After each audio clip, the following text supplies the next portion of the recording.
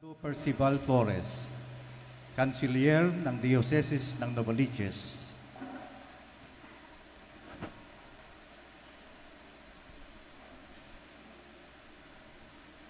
The Roman Catholic Bishop of Novaliches, coronation of the patroness of North Caloocan, Decree number 2025-04.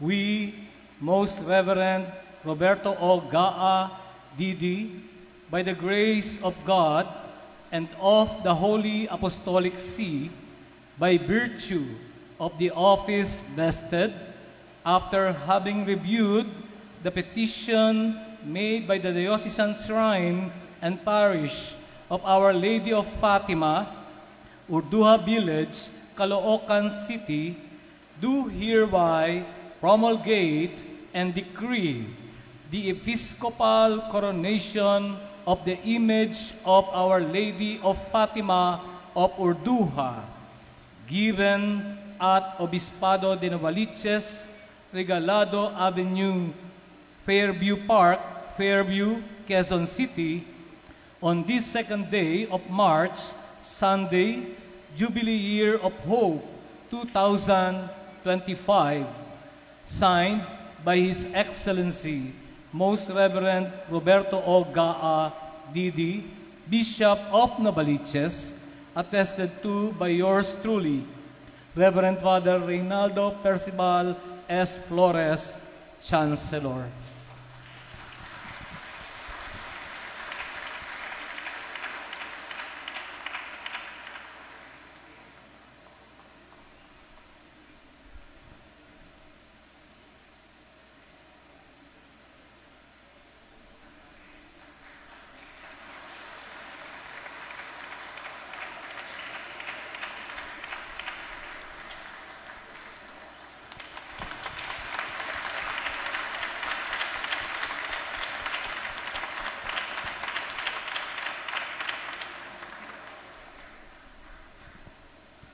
Paghahandog ng mga sagisag at korona.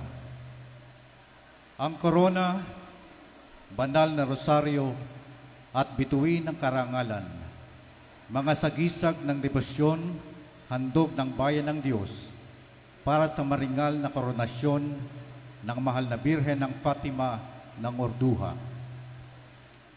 Ang koronasyong episkopal ng Birhen ng Fatima ng Urduha ay isang mahalagang pagdiriwang buhat ng masigasig at di matitinag na pananampalataya ng sambayanan ng Diyos sa Diocese ng Novaliches.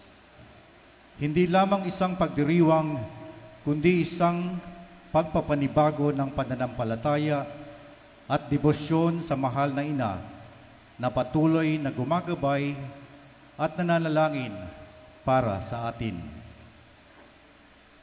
Sa bandang paanan ng Birhen ay ang tala, gawa sa pilak at tubog sa ginto, naglalarawan sa mahal na ina bilang tala ng karagatan o Stella Maris. Siya ay gumagabay sa atin sa tuwing tayo'y humaharap sa unos ng buhay, papunta kay Kristo. Kung paanong inakay at ginabayan ng dakilang tala ng Bethlehem ang tatlong pantas tungo sa sabsaban ng manunubos, ang bituing ito sa paanan ng mahal na ina ng Fatima ay magsisilbing tanglaw ng pag-asa at paalala sa ating misyong pagpapatibay ng pananampalataya, pagmamahal at pagtitiwala sa plano ng Diyos para sa atin. Ang banal na rosaryo, sagisag ng walang higkat na pananampalataya at pagdarasal sa mahal na Birhen. Ang rosaryong ito na gawa sa pilak at tubog sa ginto ay pag-aalay ni Ginoong Armando at Ginang Edita Dismaya Porte, tanda ng kanilang taimtim na debosyon kasama ang bayan ng Urduha, Hilagang Caloocan. na nanatili sa mantel ng mahal na ina. Sa pamamagitan ng pagninilay sa buhay ni Kristo sa paraan ng banal na rosaryo, nalalapit tayo kay Maria na siya namang maglalapit sa atin sa kanyang anak. Ang korona, gawa sa pilak at tubog sa ginto, ay isang nararapat na pagpupugay sa Reyna ng Langit. Ang pilak, isang metal na nauugnay sa kadalisayan at kabanalan, ay sumisimbolo sa kalinis-linisang paglilihis sa mahal na Birheng Maria, habang ang gintong kalupkop ay kumakatawan sa kaluwalhatian ng kanyang pagiging reyna. Ang korona ay pinalamutian ng mga kristal Swarovski na ang kinang ay sumasalamin sa mga biyaya't pagpapalang natatanggap ng bayan ng Diyos sa Urduha sa pamamagitan ng kanyang makapangyarihang pamamagitan. Nakaukit din sa korona ang eskudo ng lubhang kagalang-galang Roberto O. Gaa, D.D., obispo ng Novaliches, sa gisag ng malalim na debosyon ng diocesis sa mahal na ina, at ang tungkulin ng obispo na gabayan ang mga mananampalataya sa pamampatnubay ng mahal na Birhen ng Fatima. Ang koronang ito ay bukas palad na kaloob ni na Ginoong Reynaldo at Ginang Imelda Ventus kasama ang pamilya. Atin nang saksihan ang pagbabasbas sa mga sagisag at ang pagpuputong ng mga ito sa imahin ng mahal na Birhen ng Fatima.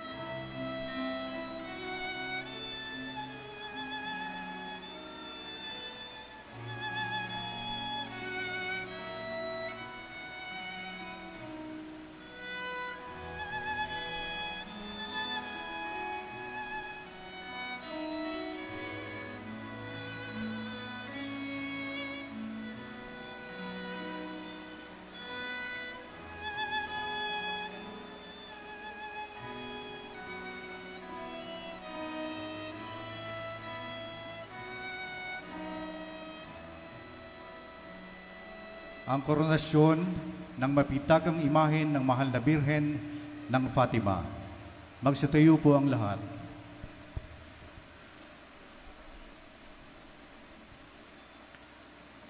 Pinagpala ka, Panginoong Diyos, na may gawa ng langit at lupa, sapagkat mula sa iyong awa at katarungan ay binagsak mo ang mga mapagmataas at itinatampok ang mga mabababang loob. Nahayag ang kadakilaan ng iyong karunungan, lalo na sa salitang nagkatawang tao at sa kanyang birheng ina nagluwal sa kanya. Sapagkat siya na iyong bugtong na anak ay kusang nagpakumbaba hanggang sa kamatayan sa krus. At ngayoy kasama mo sa iyong kaharian, nakluklok sa iyong kanan, nagniningning walang hanggang kaluwalhatian, ang hari ng mga hari at Panginoon ng mga Panginoon. Gayon din naman ang kabanal-banalang Birhen na nagpakumbabang tawagin ang sarili bilang iyong aliping aba, ay iyong hinirang upang maging ina ng manunubos at tunay na ina ng lahat ng may buhay. Ngayon, siya'y pinuputungan ng koronang walang pagkaparam, nakaluklok sa gitna ng koro ng mga anghel at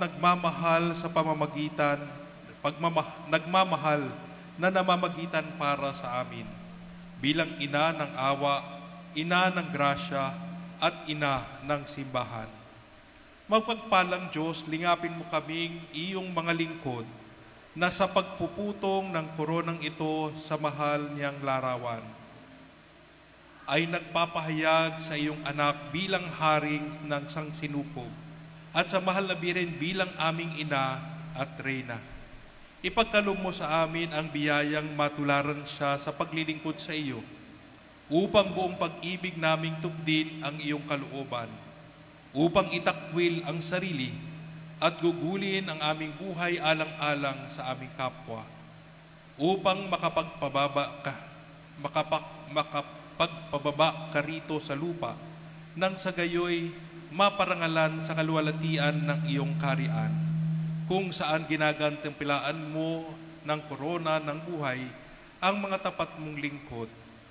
Hiniling namin ito sa pamamagitan ni Jesucristo kasama ng Espiritu Santo, magpasawalang hanggan. Amen.